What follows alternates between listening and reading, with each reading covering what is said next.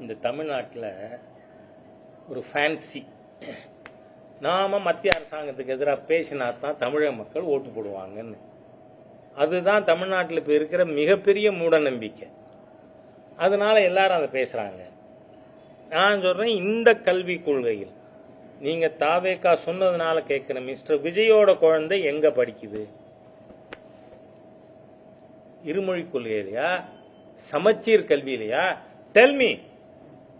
இந்த மந்திரிகள், corporation, ward councillor யாராவது தங்க குழந்தைய சமச்சீர் கல்வியில் சேர்த்திருக்காங்களா? எல்லாரும் சாதாரண வார்டு கவுன்சிலருங்க, பெரிய லீடர்ஸ் இல்லை திமுகல. அவங்க எல்லாரும் இந்த மும்மொழி கொள்கை பள்ளிக்கூடம் வச்சு பணத்துல புரண்டுகிட்டு இருக்காங்க. உங்க குழந்தைகள்லாம் மும்மொழி படிக்கும், 4 மொழி படிக்கும், வெளிநாட்டில் படிக்கும். ஆனா சாதாரண இவங்க எங்க தடுக்கிறாங்க?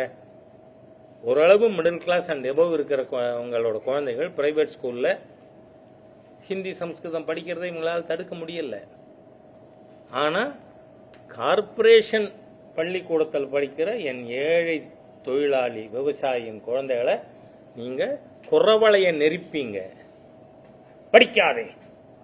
என்ன புத்திசாலித்தனம் இது?